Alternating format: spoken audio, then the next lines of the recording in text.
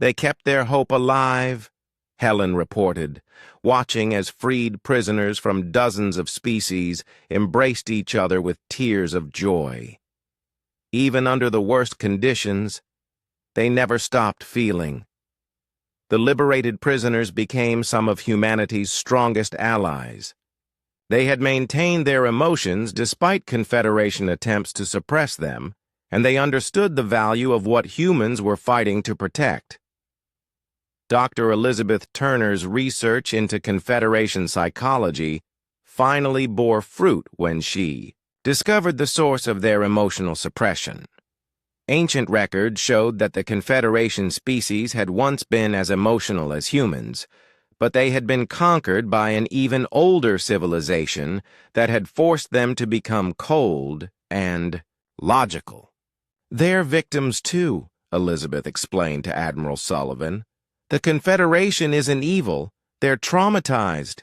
Someone broke them emotionally thousands of years ago, and they've been perpetuating that trauma ever since." This discovery changed the entire nature of the human campaign. They weren't just fighting an enemy, they were healing a wounded galaxy. The turning point came when Thought Node Prime 7 of the Scion publicly announced his defection to the human cause. In a broadcast that reached every Confederation world, he spoke about the beauty of emotions and the emptiness of purely logical existence. "I have touched the minds of humans," he said, his form pulsing with colors of joy and wonder. "I have felt their love for each other, their hope for the future, their courage in the face of danger. This is what we gave up in the name of efficiency. This is what we must reclaim." His words inspired similar defections across the galaxy. Confederation leaders found themselves commanding forces that were increasingly unwilling to fight against an enemy that offered them the gift of feeling. Hi, Arbiter Vex 9, once the most powerful being in the galaxy, sat alone in his chambers aboard the flagship Absolute Logic. For the first time in his existence, he was experiencing something that might have been despair. His subordinates had stopped reporting to him. His fleets were defecting to the human cause. His carefully ordered universe was dissolving into emotional chaos, and the strangest part was that some small part of him, a part he didn't understand and couldn't control, was glad. The humans had done more than defeat the Confederation militarily. They had reminded an entire galaxy what it meant to feel, to hope, to love. And once that reminder took hold, there was no going back. The galaxy was awakening from a sleep that had lasted for thousands of years, and humanity was leading that. Awakening with the same emotions the Confederation had once dismissed as weakness. 2 years after first contact, the massive fleet approaching Nexus Prime looked nothing like the small diplomatic mission that had once been dismissed from this world. Admiral Kate Sullivan commanded hundreds of ships, human vessels flying alongside Zentari cruisers, Korthak battleships, Scion research vessels, and ships from dozens of other species that had rediscovered their emotions. "Admiral," reported Captain Tony Miller from his position at the communications station, "we're receiving surrender offers from 12 different Confederation strongholds. They want to negotiate." Kate smiled, remembering how different things had been when Jake Harrison first tried to negotiate with these same aliens. "Put me through to Nexus Prime Command." The image that appeared on the main screen was shocking to those who remembered the old Confederation leadership. High Arbiter Vex 9 no longer used his cold unit designation. He had chosen to call himself simply Vex, and his usually steady blue lights flickered with what could only be called nervousness. "Admiral Sullivan," Vex said, his voice carrying tones that hadn't existed in Zentari speech for thousands of years. We..." The former Confederation Council requests an audience. We wish to discuss terms. Terms? Kate asked, though she kept her voice gentle. She had learned that the former Confederation leaders were struggling with their newly awakened emotions, often feeling overwhelmed by sensations they had no experience processing. "We surrender," Vex said simply. The word seemed to cause him pain, but also something that might have been relief. "Your forces have shown us the emptiness of our existence. We no longer wish to rule through the suppression of feeling." Jake Harrison, now holding the title of Galactic Diplomatic Coordinator, stepped forward. The same man who had been dismissed from this world 2 years ago was returning as the architect of a new galactic order. "We don't want your surrender, Vex," Jake said, using the Zentari's chosen name rather than his old designation. "We want your partnership in building something better." The final negotiation took place in the same chamber where humanity had first been rejected. But this time, the atmosphere was completely different. The former Confederation leaders sat alongside human diplomats, freed subject species, and defected Confederation forces. War Chief Gorth of the Korthak had tears running down his rocky face, a sight that would have been impossible under the old regime. "I remember now," he said, his voice rough with emotion. "I remember what it felt like to fight to protect others, not just to conquer them." Thought Node Prime 7 of the Scion pulsed with soft, warm colors as he spoke. "We had forgotten the beauty of consciousness itself. Humans have reminded us that existence without feeling is not truly living." Even the mysterious crystalline collective had changed. Their representative, who now called herself Crystal Song instead of Unit 47, sparkled with inner light as she spoke. "We had reduced ourselves to mere calculations. Now we remember the joy of creation, the wonder of discovery." Dr. Sam Peters, the psychologist who had witnessed the first failed diplomatic mission, was amazed by the transformation. "It's remarkable," he told Admiral Sullivan privately. "They're like children learning to feel for the first time. Everything is new and overwhelming to them.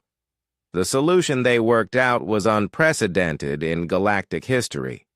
Rather than replacing one empire with another, they would create something entirely new: the Terran Galactic Union, a voluntary association of worlds based on emotional freedom and mutual support. Every species will have the right to feel," Jake explained as he outlined the new government's principles. "No one will be forced to suppress their emotions for the sake of efficiency or control." The former Confederation worlds didn't just agree to join, they begged to be included. Entire populations that had lived under emotionless rule for centuries were desperate to experience the full range of feelings that humans took for granted. Captain Lisa Morgan, who had been part of the original diplomatic mission, found herself assigned to help establish the new government on Nexus Prime. She worked alongside Vex, the former High Arbiter, who was struggling to understand concepts like empathy and compassion. "I do not comprehend how you make decisions based on these feelings," Vex told her one day as they worked on the new constitution. "The emotions seem to contradict each other. How do you choose between them?" Lisa smiled. "You don't choose between them, Vex. You use all of them together. That's what makes us human. We can feel multiple emotions at once and somehow find wisdom in the complexity."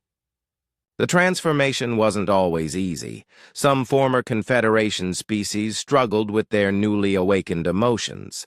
The Korthak warriors had to learn that strength could come from protecting others, rather than dominating them. The Scion telepaths were overwhelmed by the emotional complexity they could suddenly perceive in every mind around them, but humanity was there to help. Human teachers traveled to every world in the new Union, sharing not just technology and knowledge, but more importantly, showing other species how to live with emotions. Children played the most important role in this transformation. On worlds. Across the galaxy, human children played alongside young Zentari, Korthak, Scion, and dozens of other species.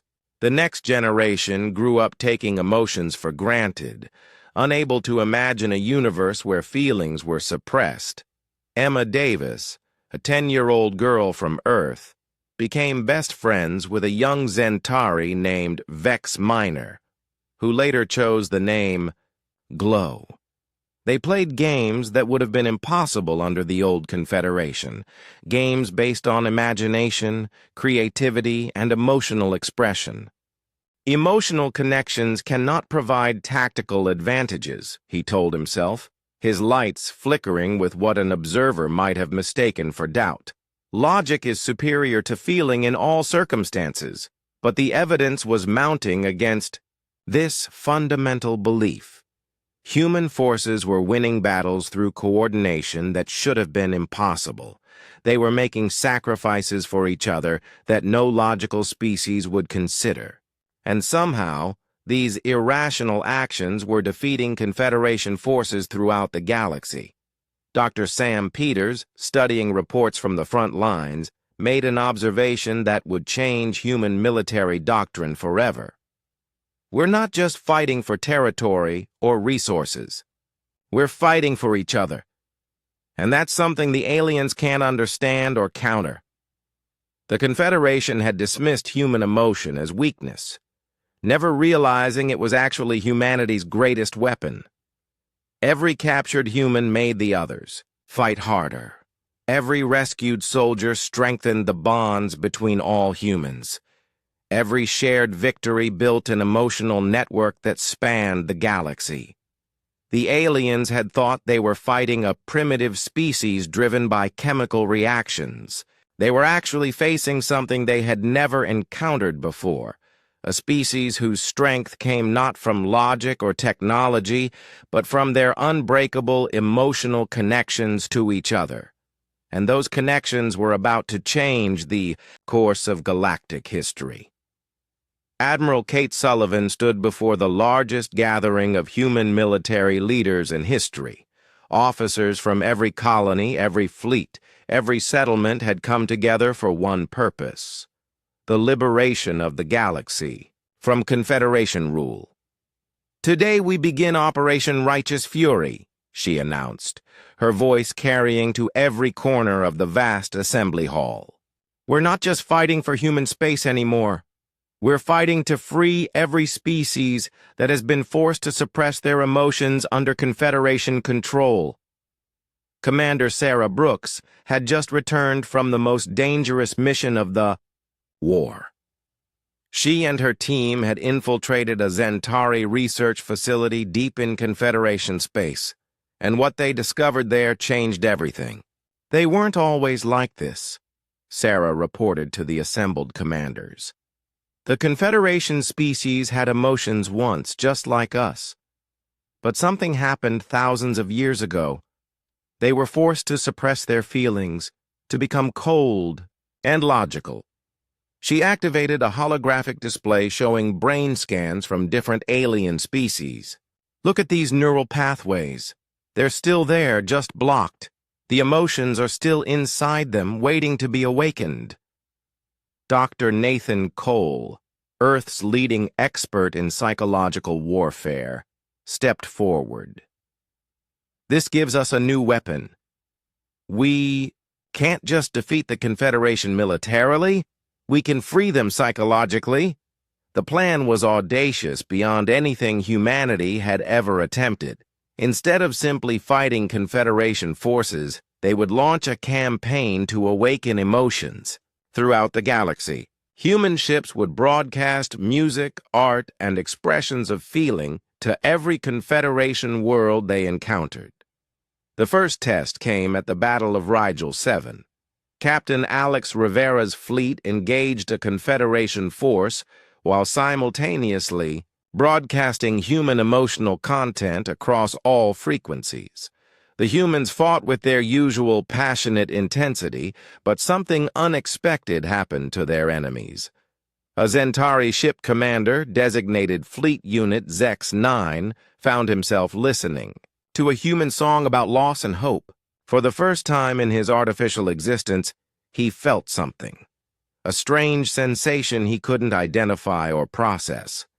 "Weapons offline," he reported to his crew, though he couldn't explain why he had given that order. I do not wish to cause destruction today." Similar scenes played out across the Confederation fleet.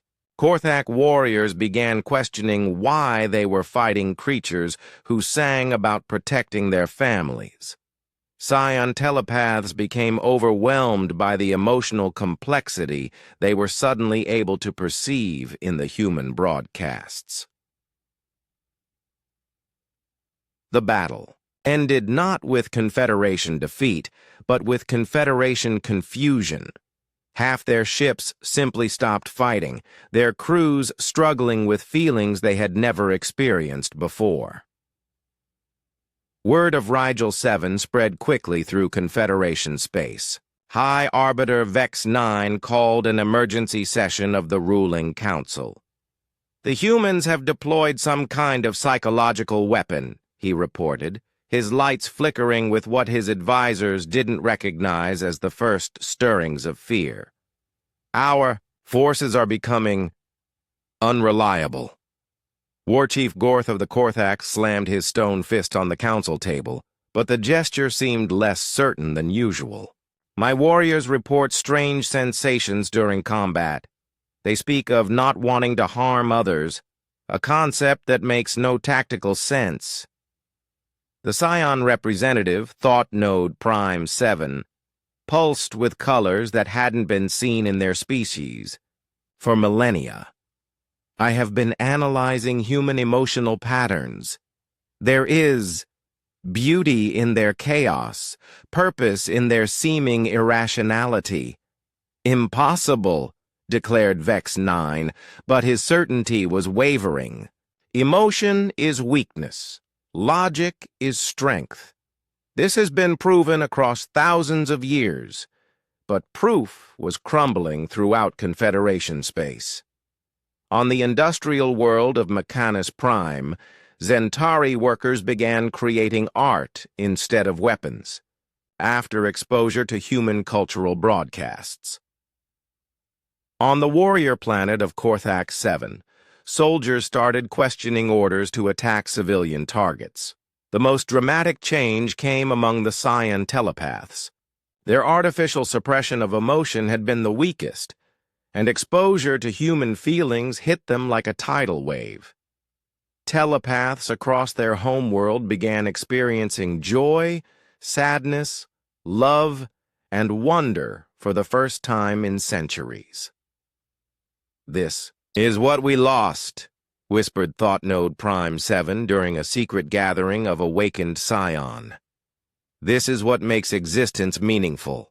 Admiral Chris Thompson led the human fleet that liberated the Epsilon colonies, former Confederation territory, where subject species had lived under emotionless rule for generations. What they found there amazed them. "The local populations are welcoming us as liberators," Thompson reported to Admiral Sullivan. "They're not fighting to defend Confederation rule, they're joining our cause." Species that had been conquered and controlled for centuries were rediscovering their own capacity for feeling. The insectoid Chitauri began composing music for the first time in 1,000 years. The aquatic depths dwellers started creating underwater sculptures that expressed joy and hope. But the most significant converts were the Confederation's own forces. Entire ships began defecting to the human cause as their crews experienced emotions they had forgotten they could feel. Captain Danny Ross found himself negotiating the surrender of a Centauri battleship whose crew had listened to human broadcasts about family and friendship. "We do not wish to fight you anymore," the ship's commander, now calling himself simply Vex instead of his unit designation, told Danny over the communication link. "Your emotions have shown us what we have lost. Will you teach us to feel again?" Thaddeus. Confederation's iron control over the galaxy began to crack as more and more of their own forces switched sides. High Arbiter Vex 9 tried to stop the spread of human emotional influence by jamming all communications, but it was too late. The emotions were spreading like a virus through Confederation space. Species that had been emotionally neutered for millennia were rediscovering love, hope, courage, and determination. And once they remembered what it felt like to feel, they didn't want to go back. On the Confederation capital world of Nexus Prime, riots broke out as citizens demanded the right to experience emotions. Centauri, who had been exposed to human broadcasts, led protests calling for the end of artificial emotional suppression. "We want to feel!" they chanted, their lights flickering in patterns that expressed excitement and hope, emotions that had been forbidden for so long that their language had no words for them. The Confederation military found itself fighting a war on two fronts. Human forces pressed their advantage from outside, while emotionally awakened citizens rebelled from within. The cold, logical structure that had held the galaxy in its grip for millennia was collapsing under the weight of rediscovered feelings. Major Helen Brooks led ground forces that liberated the prison planet of Torment Station, where the Confederation had held political dissidents from across the galaxy. What her troops found there was heartbreaking but also inspiring. The prisoners sat in the cold metal cells of the Confederation prison ship, but they were not broken. Steve Clark, a fighter pilot captured during the Battle of Titan's Gate, looked around at his fellow humans and felt something the aliens clearly hadn't expected: growing determination instead of despair.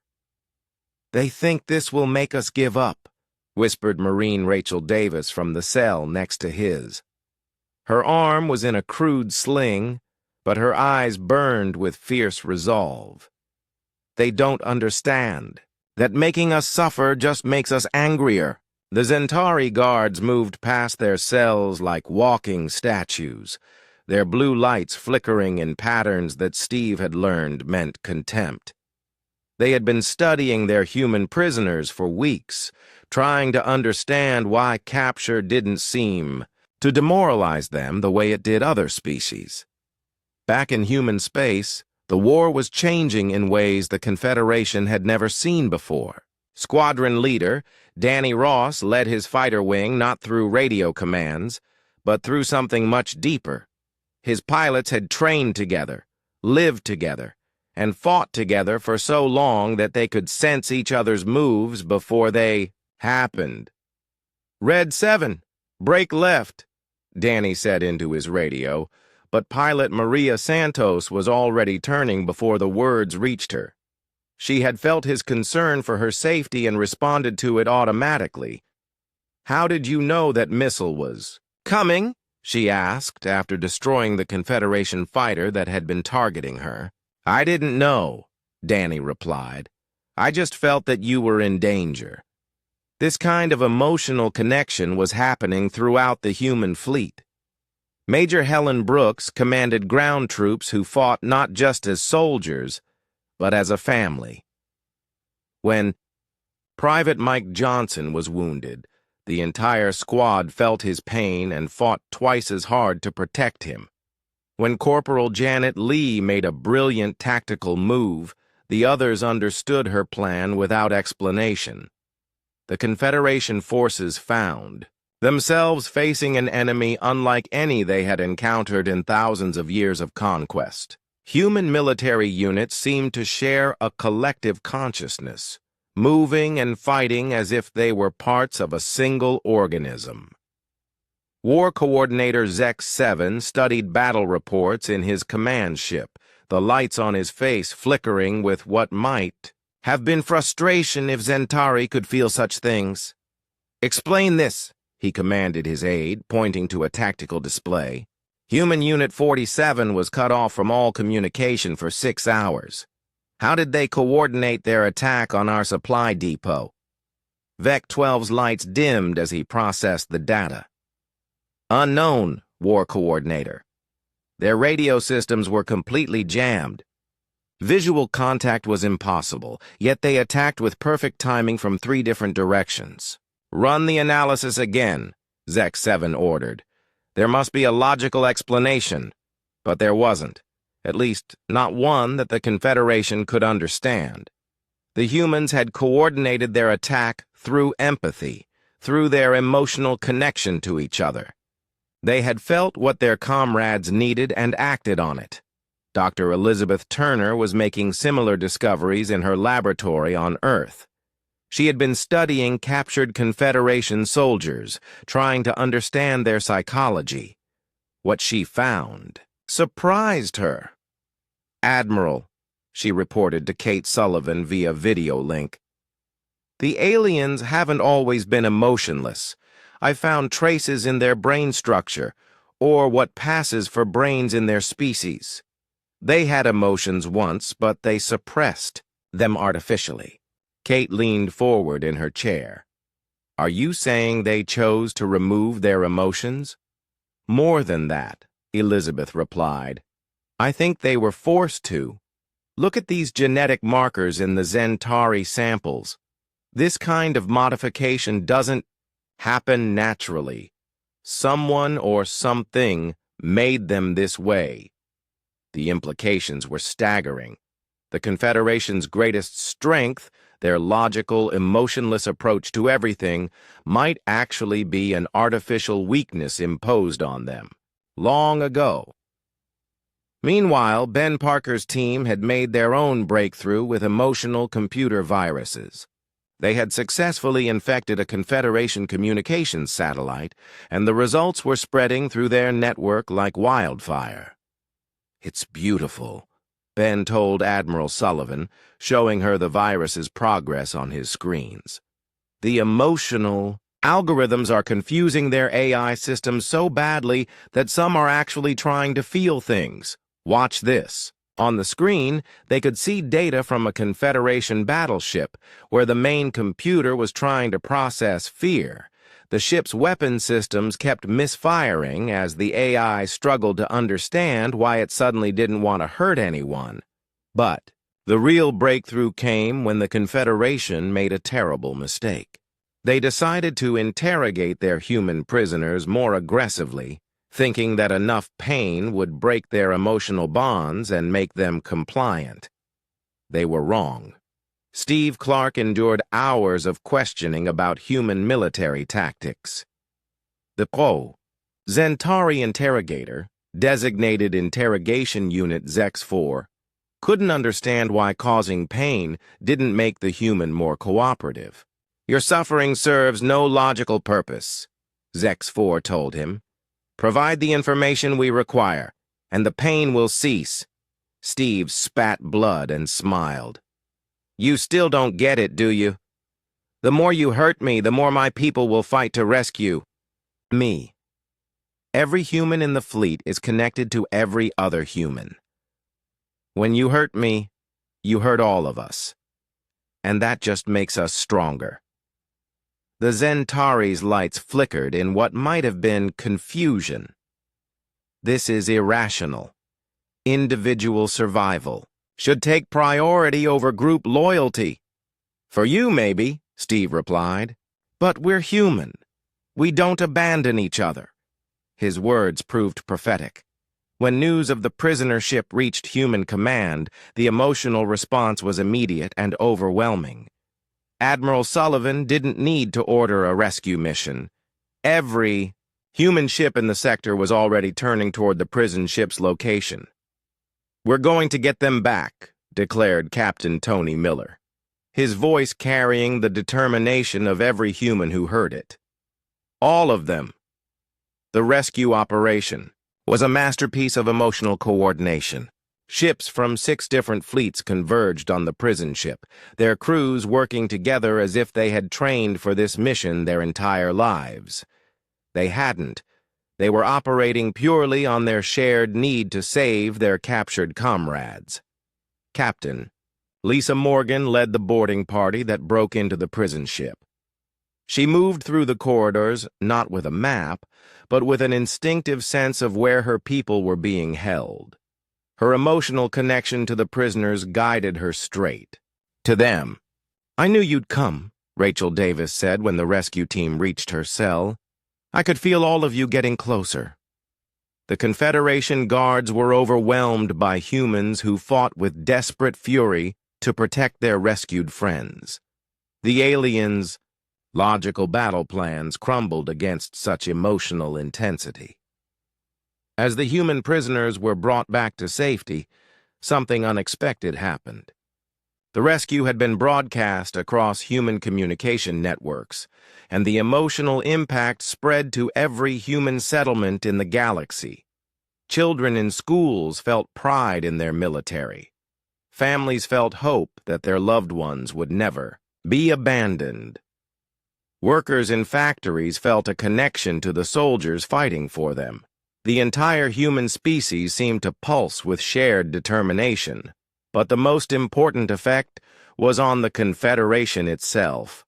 Other species under their rule had monitored the rescue operation, and they were asking uncomfortable questions. "Why do the humans fight so hard for each other?" asked a Korthak officer to his commander. "Our doctrine teaches that individual survival is paramount." "Because they are primitive and emotional," his commander replied, but the words sounded less certain than before. Similar conversations were happening across the Confederation. The Scion telepaths were particularly troubled because they could sense the emotional connections between humans, something they had lost in their own species long ago. One Scion, designated Thought Node Prime 7, made a request that shocked the Confederation leadership. "I wish to study these human emotions more closely. There may be tactical advantages we have overlooked." High Arbiter Vex 9 considered this request in his chambers aboard the flagship Absolute Logic. The humans were proving far more difficult to defeat than predicted. Their emotional bonds seemed to make them stronger in ways that contradicted all Confederation knowledge. 6 months after the failed meeting at Nexus Prime, Admiral Kate Sullivan stood in the command center of Earth's defense headquarters. Red warning lights flashed across dozens of screens, each one showing another human colony under attack. "New Brisbane is gone," reported Commander Nick Taylor, his voice tight with controlled anger. "That's the 5th colony this month." Kate clenched her jaw as she studied the tactical displays. The Galactic Confederation had decided that humanity's emotional weakness made them easy targets. Their fleets were systematically attacking human settlements, expecting quick surrender from a species they considered too unstable to fight effectively. "Any survivors?" Kate asked. "A few escape pods made it out," Nick replied. "But the main settlement, 3 million people, Admiral." Kate felt the familiar burn of rage in her chest. But this time she didn't push it down like military training had taught her. Instead, she let it fuel her thinking. The aliens thought human emotions made them weak. It was time to prove them wrong. "Get me Dr. Sam Peters and Colonel Amy Foster," she ordered. "We're changing how we fight this war." An hour later, the 3 of them sat in a secure briefing room. Dr. Peters, the psychologist who had been part of the original diplomatic mission, looked tired but determined. Colonel Foster, Earth's best military strategist, had been working non-stop since the attacks began. "The Confederation expects us to fight like they do," Kate said, pacing in front of a star map. "Cold, logical, following predictable patterns. But what if we don't?" "What do you mean?" asked Amy Foster. I mean, we use what they think is our weakness as our strength, Kate replied. They can't understand emotions, right? So let's fight with emotions. Dr. Peters leaned forward in his chair. That goes against every military doctrine we've ever developed. Emotions in combat lead to mistakes, poor decisions. Do they? Kate interrupted. Or is that just what we've been told? Think about it, Sam. When a mother defends her child, is she weaker because she's emotional? When soldiers fight harder because they love their comrades, is that a weakness? Amy Foster was already nodding. I've seen it in combat reports.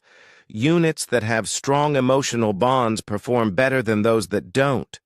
They take more risks for each other. They don't give up as easily. Exactly, said Kate. So here's what we're going to do. We're going to train our forces to use their emotions, not suppress them. The first test came 2 weeks later. The Confederation fleet attacked Haven Station, a mining outpost in the outer colonies. Captain Tony Miller commanded the station's small defense force, just 6 fighters and a handful of patrol ships. According to every computer model, Haven Station should have fallen in minutes. The Confederation ships were bigger, faster, and more heavily armed. But Captain Miller and his pilots had been through Kate's new training program. Remember what we practiced, Miller told his pilots over the radio. Don't think like machines. Feel what you need to do. Pilot Jenny Clark was thinking about her brother, who had died in the New Brisbane attack.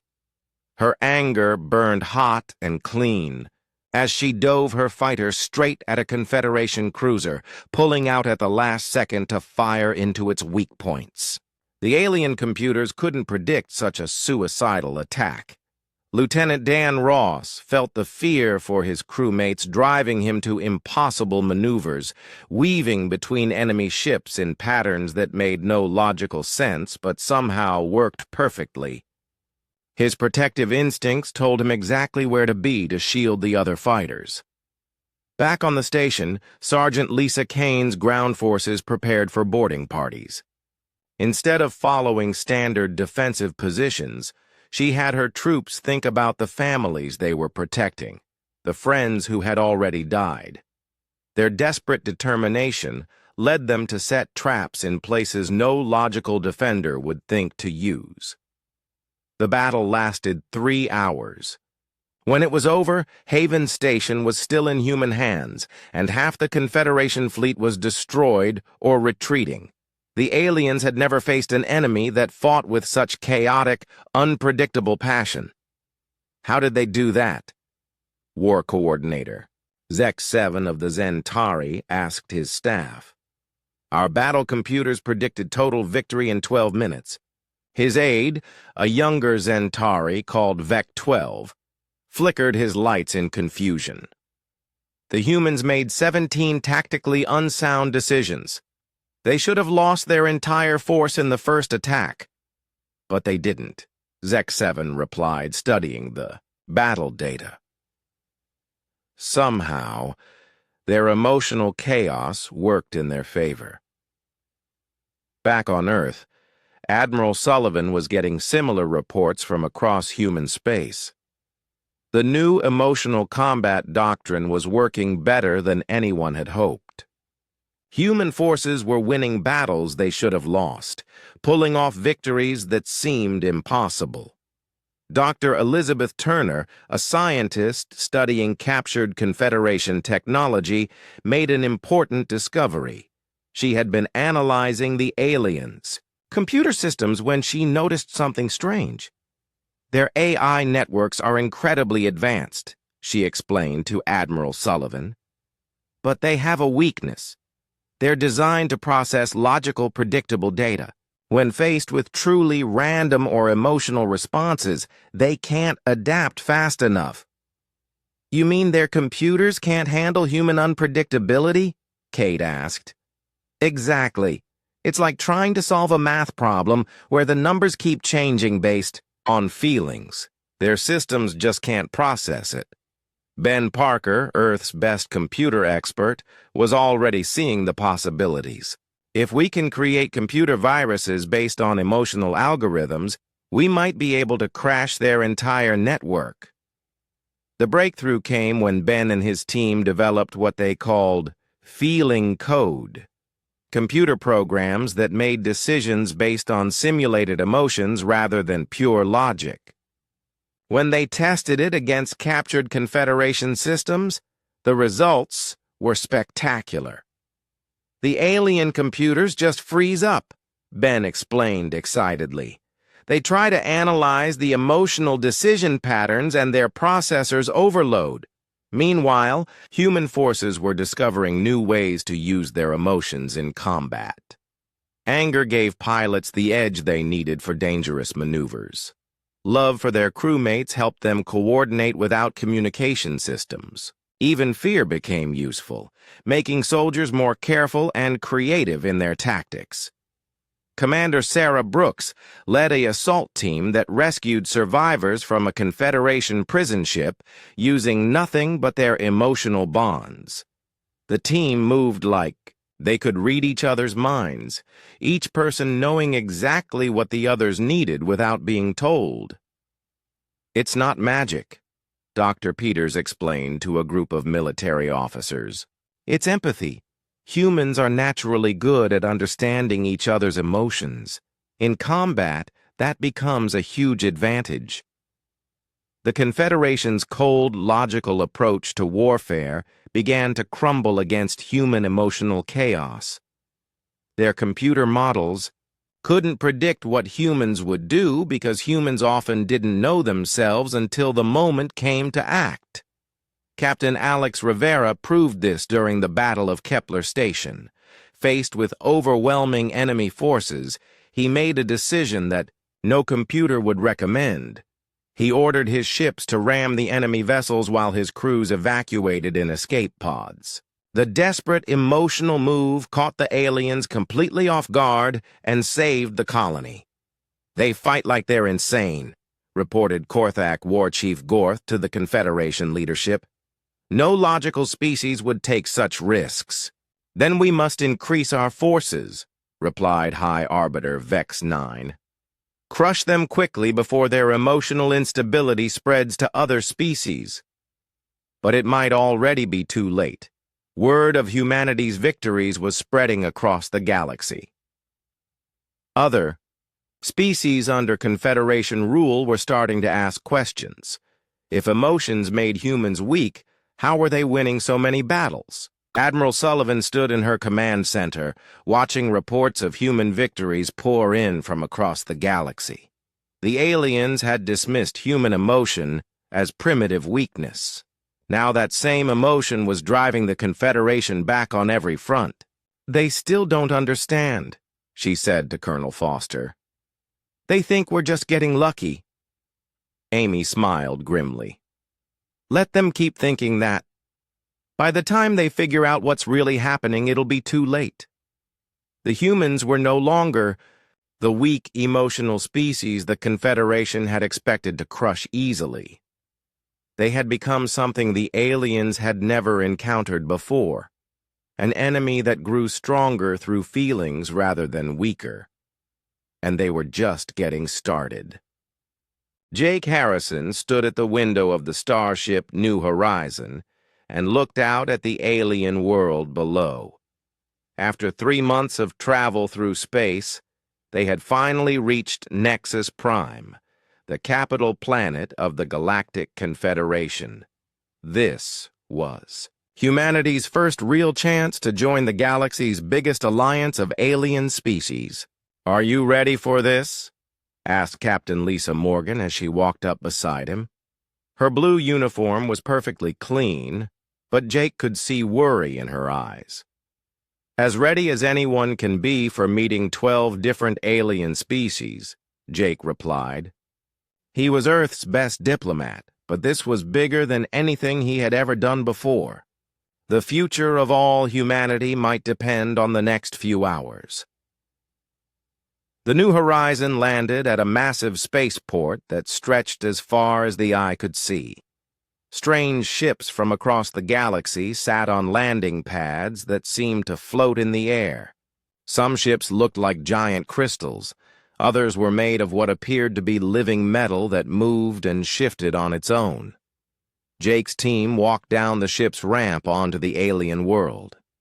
The air smelled different, like metal and ozone.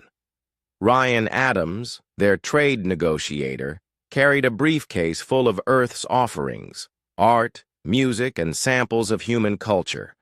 Dr. Sam Peters, their science advisor, had instruments to measure everything they encountered. "Stay close together," Captain Morgan whispered, "and remember, show respect, but don't show fear." Tall, thin robots waited for them at the bottom of the ramp. But Jake realized these weren't robots at all. They were the Zentari, one of the most powerful species in the Confederation. Their bodies were made of what looked like living silicon, gray and smooth. Where faces should be, they had clusters of blue lights that flickered in patterns.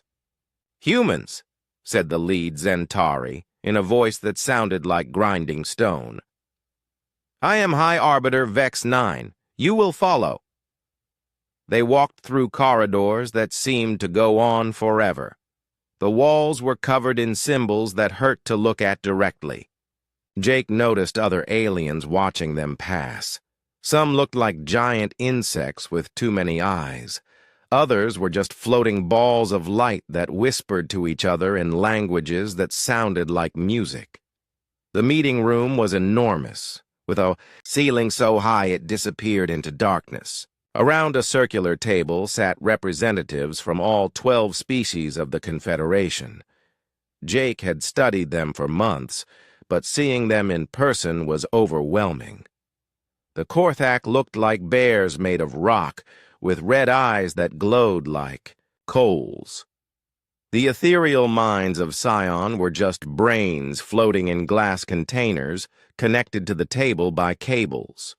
The crystalline collective members looked like walking diamonds that sparkled with inner light. "Sit," commanded High Arbiter Vex 9, pointing to chairs that were clearly made for humans. Jake was surprised they had prepared for their visit at all. "We thank you for this opportunity," Jake began, standing to address the gathering. "Humanity seeks friendship and trade with the great Galactic Confederation. We offer our knowledge, our resources, and our loyalty."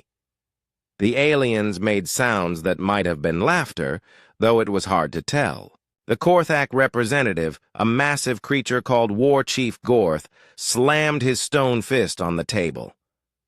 "What can you possibly offer us, little mammals?" Gorth asked. "Your species is young. Your technology is basic. Your ships are slow and weak." Jake felt heat rise in his face but kept his voice calm. "We may be young, but we learn quickly. Our scientists have made great advances in the past century. Our people are creative and determined." "Determined," repeated High Arbiter Vex 9, and the blue lights on his face flickered faster. "Yes, we have studied your species. You are ruled by emotions, anger, fear, sadness, joy. These chemicals in your brains control your every action." "Ryan." Adams stepped forward, his briefcase clutched tightly in his hands. "Our emotions make us strong. They drive us to protect each other, to explore, to create beautiful things." This time, several aliens made sounds that were definitely laughter. One of the Scion brains pulsed with bright colors. "Emotions are weakness," said the brain through speakers mounted on its container. "They make you unpredictable. They cause you to make poor decisions. They prevent clear thinking." Captain Morgan's hands clenched into fists at her sides. "Our emotions help us survive. They help us work together. Human crews fight harder because they care about each other." "Fight harder?" asked War Chief Gorth. Your military records show constant conflicts among your own species. You wage war over resources, beliefs, even skin color. This is strength? Jake could feel his team's frustration growing, but he pushed on. We've learned from our mistakes. We've grown past most of those conflicts. We want to join the galactic community as partners. High Arbiter Vex 9 stood up, his tall form casting a shadow over the human delegation. We have watched your species. For 50 of your years, we have seen your wars, your crimes, your chaos. You are driven by primitive instincts. But we've also seen your art, said Dr. Peters, speaking for the first time. Surely you can appreciate human creativity, our music, our stories, our noise and illusion, interrupted one of the crystalline collective. Its voice sounded like wind chimes. Created by emotional responses, not logic or purpose. Jake tried one more time. What about our colonies near your space? Some have gone silent in recent months. If we could work together, perhaps we could... Your colonies are not our concern, said High Arbiter Vex 9. They exist in disputed space. If they have failed, that is the weakness of emotion showing itself. Captain Morgan stepped forward, her voice shaking with anger. Those colonies have families, children, thousands of innocent people who just wanted to build new homes. And there it is, said Vex 9, the lights on his face pulsing with what looked like satisfaction. Emotional reaction to simple facts. This is why your species will never advance. Ryan Adams opened his briefcase with trembling hands.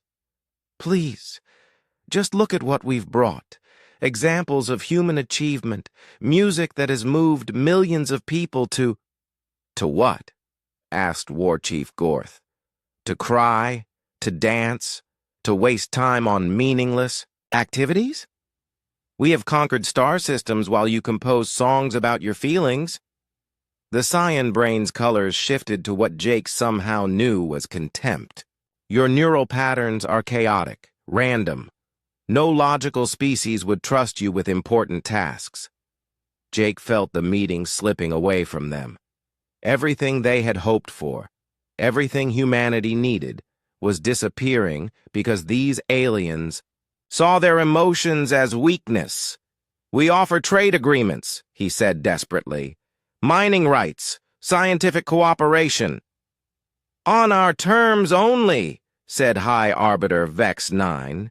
You will stay in your designated sectors. You will not expand beyond the systems we permit. You will provide raw materials in exchange for basic technology. That's not partnership, said Captain Morgan. That's servitude. That is reality, replied Vex 9.